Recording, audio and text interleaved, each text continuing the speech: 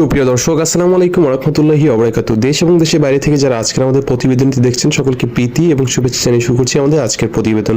দর্শক, আজ স্ক্রিনের সামনে যে বোনটিকে দেখছেন তার নাম হলো নীলা।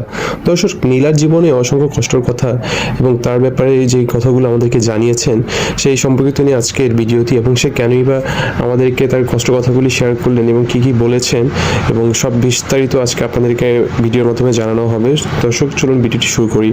সুপ্রিয় দর্শক, শুরুতেই নীলা আমাদেরকে জানিয়েছে, ভাই আপনার ভিডিও দেখেছি, আপনার ভিডিও দেখে খুব ভালো লাগে, আমিও আমার কষ্টের কথাটি আপনার সাথে শেয়ার করতে চাই এবং আপনার প্রতিবেদনগুলো ভাই আগেও দেখেছি, বাট আপনার সাথে যোগাযোগ করতে পারিনি। তো তাকে জিজ্ঞাসা করলাম যোগাযোগ কেন করতে পারেননি আর আপনি কোথায় দেখেছিলেন। সে বললো যে ভাই আপনাদের প্রতিবেদনটা আমি মিডিয়াতে দেখেছিলাম, তারপর আপনাদের সাথে আমার যোগাযোগ করার একটু ইচ্ছা ছিল বাট করতে পারিনি, বাট এখন একটু সম্ভব হয়েছে। আমি বললাম জি বোন, আপনি বলুন কি বলতে চান।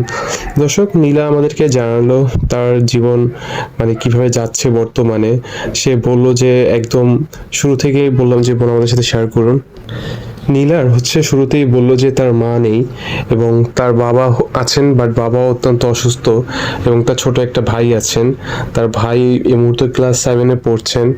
আর নীলাও আপনার তার স্টাডি কমপ্লিট করেছেন অ্যান্ড মাদ্রাসাতে আছেন এরকম কিছু একটা বলেছিলেন আমাদেরকে। বাট সে যখনই আর কি বলছিলেন প্রতিবারই কান্না করছিলেন, তাকে বললাম যে বোন আপনি কান্না না করে একটু বিস্তারিত বলেন। তখন সে আমাদেরকে জানালো দর্শক যে ভাইয়া আসলে কি বলবো, ভাইয়া আব্বু অত্যন্ত অসুস্থ হয়ে যাওয়ার কারণে পরিবারের হাল ধরার লোক নেই। আমার মা ছোটবেলায় চলে গিয়েছেন আর আমার বাবা এখন বর্তমানে খুবই অসুস্থ। আমারও পড়াশোনার দিকে সমস্যা হচ্ছে এবং আমার ছোট ভাইটিরও পড়াশোনার অত্যন্ত সমস্যা হচ্ছে। মানে আমাদের পাশে ওরকম ভাবে যে একজন গার্জিয়ান হিসেবে থাকবে ওরকম একজন মানুষ নেই। তো আমি বললাম যে বোন বুঝতে পেরেছি, তো আপনার বাবা কি হয়েছেন। উনি বললো যে আমার বাবা অ্যাক্সিডেন্ট করেছেন, খুব ভালোই ছিলেন, বাট অ্যাক্সিডেন্ট করার কারণে আর কি এখন ওনার অবস্থাটা ভালো নাই সেটা বললেন, এবং সে মেডিসিন খাচ্ছেন এবং তার হাঁটা চলা করতে পারতেছেন না। মানে আর্থিক অবস্থা থেকে তারা খুবই আর কি কষ্টের দিকে রয়েছেন, তাদের ফাইন্যান্সিয়াল সাপোর্ট করার মতো একটি মানে মানুষ নেই আপাতত। সে এই কথাটি বলছিলেন এবং বলছিলেন যে ভাইয়া আপনার প্রতিবেদন দেখি ভাই অনেক ভালো লাগে, আর ভাইয়া আমিও তো গরিব ঘরের মেয়ে, আমারও ভাই ওরকম আমাদেরও নাই। আমি চাচ্ছিলাম যে ভাইয়া ওরকম ভালো যদি কোনো মানুষ আমার লাইফে আসেন যে আমার ফ্যামিলিটিকে দেখবেন, আমার ছোট ভাইটার পড়াশোনা দেখবেন এবং আমার বাবাকে একটু সাপোর্ট করবেন, তাহলে ভাইয়া হয়তোবা আমি যদি ভালো কোনো মানে সন্ধান থাকি ভাই আপনার কাছে, অবশ্যই ভাই আমাকে প্রস্তাব দিতে পারেন, জানাতে পারেন। তার এরকম কথাটি খুবই ভালো লাগলো আর শুনেও খুব খুশি হলাম। একটি মেয়ে মানুষও এইভাবে ডিরেক্ট স্ট্রেট ফরওয়ার্ড বললেন এবং অত্যন্ত ভালো লেগেছে। তারপর বললাম যে আপনার আব্বুর সাথে কথা বলা যাবে, তারপর তার বাবাকে দিলেন, তার গার্জিয়ানের সাথে কথা বললাম। বললো যে মানে তার মেয়ে অনেক ভালো একটি মেয়ে এবং খুবই মানে যত্নবান, খুবই কথাবার্তা বললেন আঙ্কেল। তার শরীরের কথা বললাম, সে তো অনেক অসুস্থ, বাট যথেষ্ট তার কাছ থেকে শুনলাম তার মেয়ে সম্পর্কে এবং অত্যন্ত ভালো বললেন। আর বললাম যে আপনার মেয়ে অনেক সাহসী এবং সে নিজ থেকে আমাকে এই কথাটি বলেছে আমাদেরকে। এরপর গিয়ে দর্শক তার বাবার সাথে কথা শেষ করে বোনটিকে আবার তার সাথে কথা বলে তখন তাকে বললাম যে আপনি এখন বর্তমানে কি চাচ্ছেন। তাহলে সে বললো যে ভাই আমি পড়াশোনা তো করতে চাই, আর যদি ভালো কোনো একজন ফ্যামিলির কোনো একজন আসেন আমাদের লাইফে অবশ্যই দেখে শুনে আপনার মাধ্যমে, তাহলে ভাইয়া হয়তো বা আমি বিয়ে করব। যাক, খুব ভালো লাগলো সে বিয়ে করতে চাচ্ছে। দর্শক, জানি না আজকের প্রতিবেদনটি আপনাদের কেমন লেগেছে, বাট নীলা আমাদেরকে সে জানালো যে তার ফাইন্যান্সিয়াল অবস্থাটা ভালো নেই এবং সে বিয়ে করতে চাচ্ছে, যেটা অত্যন্ত ভালো একটি বিষয় যেটা আমাদের সাথে শেয়ার করেছে।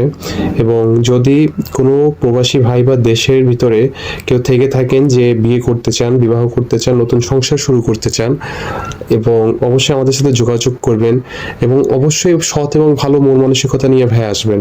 শুরুতে বলে দিই, সৎ এবং ভালো মন মানসিকতা নিয়ে আমাদের সাথে যোগাযোগ করবেন এবং কোনো আজে বাজে কথা প্লিজ বলবেন না। কমেন্টে আমাদের সাথে যোগাযোগ করার জন্য আপনি কমেন্টে আপনার নাম এবং নাম্বারটি দিয়ে রাখবেন, আমরাই আপনার সাথে যোগাযোগ করব। আপনার অবশ্যই হোয়াটসঅ্যাপ বা ইমো মানে নাম্বারটি দিয়ে রাখলে সব থেকে ভালো হয়। আর আমাদের ডেসক্রিপশনে নাম্বার দেওয়া থাকে, বাট অনেকে আমাদেরকে পান না। ডেসক্রিপশন চেক করতে পারেন, সমস্যা নেই। আর দর্শক, জানি না আজকের প্রতিবেদনটি কেমন লেগেছে। নীলার সাথে যোগাযোগ করতে চাইলে অবশ্যই আমাদের সাথে যোগাযোগ করবেন, আমরা নীলার সাথে আপনাকে যোগাযোগ করিয়ে দিব। আর সবাই ভালো থাকবেন। আজকে ভিডিওটি এখানেই শেষ করছি।